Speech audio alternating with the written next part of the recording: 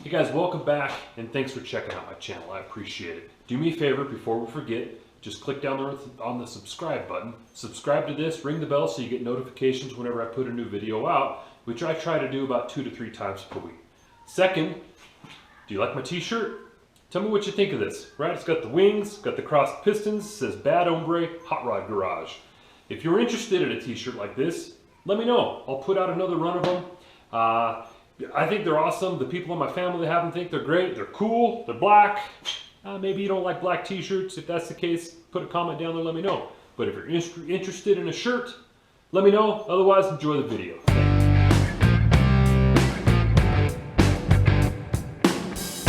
Hey guys, welcome back to the garage. It's a pretty day out here, so I got the doors open up. Kids are home, out playing around, so you might hear them a little bit in the background. But today, I got to do a little bit of geometry, or math, or I guess it's going to be some arithmetic, really. But I'm going to do some alignment on this car, and I'm going to do it now while it's easy, while everything is, the body's off and I can access it. So, follow along as I do a little bit of figuring out here. I got to do some shuffling, but I'll try to walk you through the process the best I know. Okay, so the first thing I got to do in order to get this process of squaring away my wheelbase and making sure the car tracks straight down the road is to measure the wheelbase of the car. Now I don't have to be exactly accurate, I can just be close enough, right, and get in the realm of close enough on it. So the way I'm going to do it is I'm just going to come in here and hook on the front of the front axle, come back here, and I'll go to the rear axle right there to the inside. That looks pretty square of where that tube dents gets bigger there. See, it steps out, and I'm going to go with 106 inches. Okay, remember that, 106 inches. We're going to need that in a minute. Okay, the first thing I did after pushing the car out is lay myself down a straight line here on the floor. And I just kind of measured out about 4 feet out from the crack in the concrete to get me something started. This is going to be my main reference line though, so it's important that it's just nice and straight. Okay, tackling this again. Trying to paint a straight line on my garage floor. Lesson 1, don't use a metallic silver paint. It just doesn't work very well, and it doesn't work on the garage floor. So I got some nice green paint, which I won't use for anything else ever. The second lesson is pull the string nice and tight so that it doesn't blow around by the paint when you spray it. So we'll just come in here, try not to paint my shirt, and spray my line.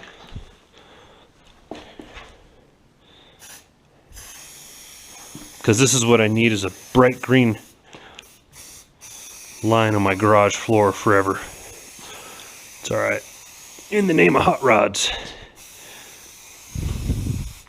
Okay. That's it.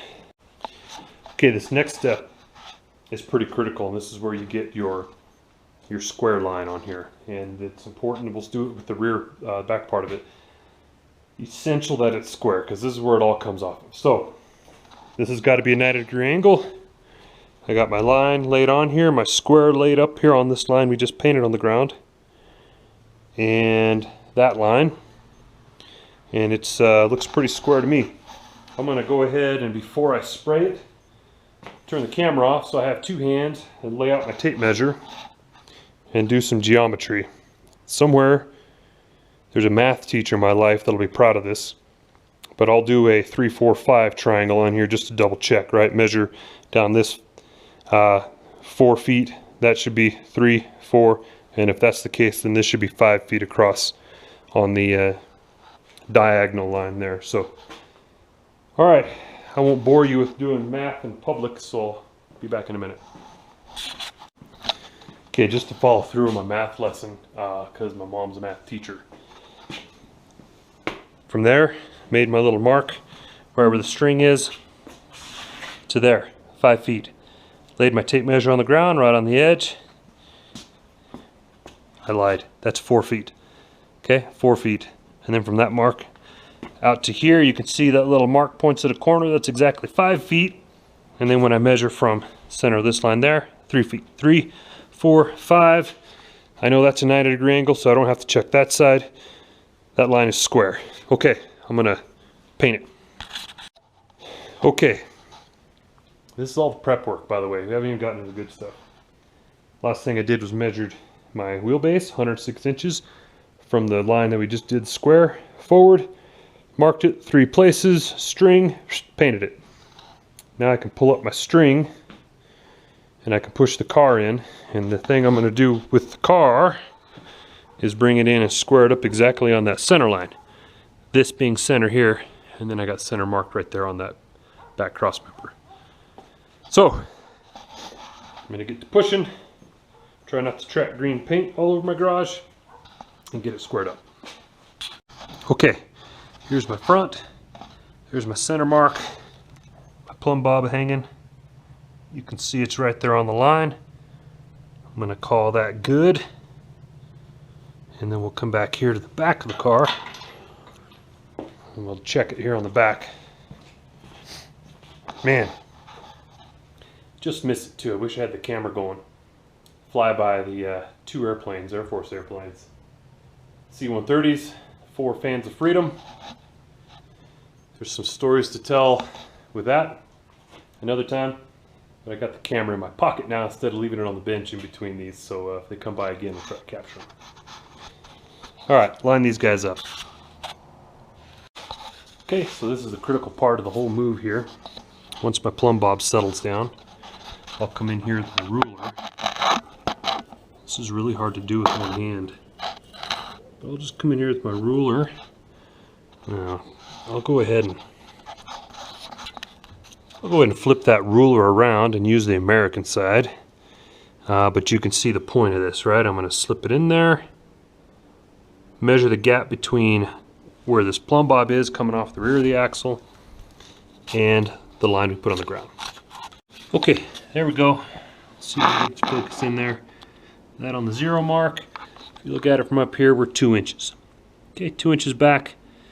Now I got to go over to that side and repeat the same thing on the same part of the axle so that I don't goof that up.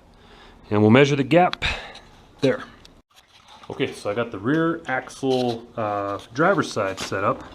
You can see my plumb bob squared. It comes down there to about 1 15/16. No, 2 inches. Depends on the parallax. I am going to call that close enough because if it's within 1/16 of an inch. So I'm going to call that good. Now I'll move up to the front and we'll measure the front axle. I'm just kidding. I'm not going to leave it alone like that. I'm going to make this thing exact. So I came back in here, measured a little further out on the axle on both sides. Got a real precise measurement off the back of the line, and yeah, it's 1/8 of an inch out. So to fix that, this bottom bar really sets the distance for it. So I'm going to come in here, take this thing loose, give it a couple turns out, and I'm going to do that iteration over and over again until I get this dead on. So this process was starting to frustrate me a little bit because I went back and forth a few times. Took a little bit of time to look at my plumb bob. I don't know if you can tell, but a plumb bob with a bent tip is worthless. Yeah, almost worthless when we're dealing with trying to get it within 1/16 of an inch. So I went with this other method.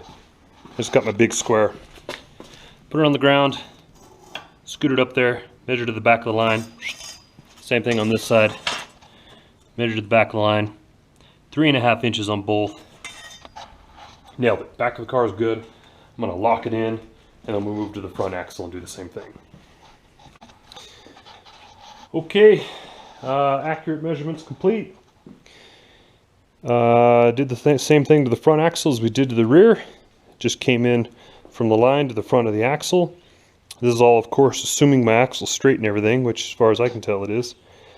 But it was actually pretty far out of whack. I had to extend this side a little bit and bring that side in. But now, dead on. Now we can move on to setting the toe.